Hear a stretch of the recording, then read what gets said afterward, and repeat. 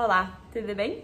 Meu nome é Thaís Mantovani, eu estudei na Schumacher College em Ciências Holísticas junto com a Carlinha e ela me convidou para estar aqui para falar um pouco de padrões de personalidade no mundo natural e animal. No vídeo passado ela falou bastante sobre matemática e natureza e eu vou falar sobre personalidade dentro da natureza e como esses padrões se repetem.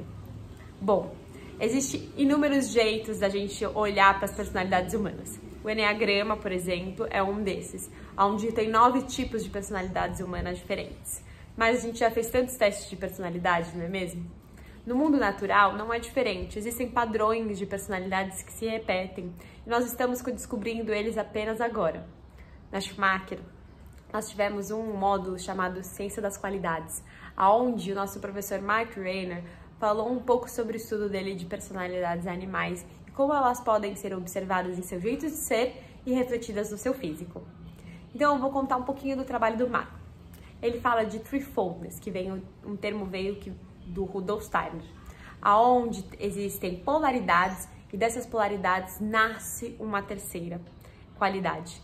Então, dentro do estudo que ele fez sobre animais, ele viu 2 polaridades entre animais ruminantes, maiores, com uma personalidade mais pesada, mais densa, que demoram para digerir, que são mais intensos, que têm um corpo maior, mais robusto, e animais pequenos, mais sensíveis, que têm a barriguinha branca, que são sensíveis ao meio ambiente, são mais reativos.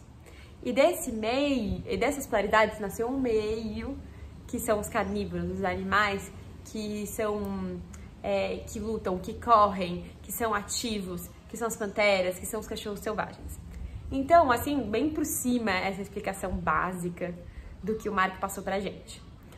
E o que ele também tentou explicar é que não existe apenas essas 3 categorizações, onde cada animal tem uma categorização. Porque dentro, por exemplo, dos animais ruminantes, você tem os ruminantes que são mais sensíveis, os ruminantes que são mais ativos e os ruminantes que são mais parados. E se você traduzir isso e olhar até para estudos da Ayurveda, você consegue ver esses traços de personalidade em Kapha, Pitta, Vata, porque são muito parecidos. Os Vatas são mais parecidos com os sensíveis, o Pitta são mais parecidos com os carnívoros e o Kapha mais parecido com os ruminantes, pois essas personalidades estão no mundo natural, tanto em nós quanto nos animais, pois somos todos um. Eu trouxe algumas imagens aqui para ajudar a gente a entender como que isso se manifesta no corpo físico e alguns exemplos de animais para dar uma clareza assim para nossa mente. Então vamos lá. Aqui tem os esquilos. Eles são do grupo dos sensíveis. Então você consegue ver que eles têm um rosto bem menor e uma barriga bem branquinha. Isso se repete através do mundo natural, essas características se repetem. Então quando você vê, por exemplo, pássaros, dentro do grupo de pássaros, que são enormes e inúmeras espécies, você tem pássaros que são mais para os ruminantes, mais pesados, mais intensos, pássaros mais rapidinhos, que comem muitas coisas, que estão mais agitados, e outros pássaros que estão também sempre em movimento, mas eles são mais sensíveis, mais olhando para tudo, meio ar, que são também, voltando para a categorização Ayurveda, Kapha, Pitta, Vata. Então, por exemplo, a gente vem aqui em pássaros também.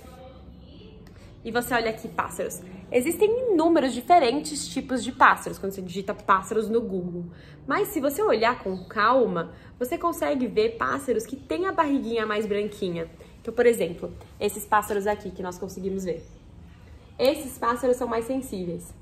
Eles são da categorização onde eles estão mais antenados, eles são mais aéreos, eles são mais reativos ao que está acontecendo.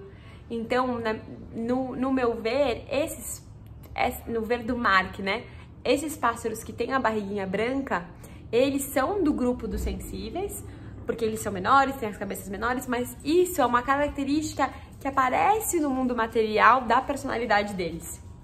E esses pássaros, eles são muito parecidos com os esquilos, eles têm a mesma característica no seu corpo material que reflete uma característica de sua personalidade.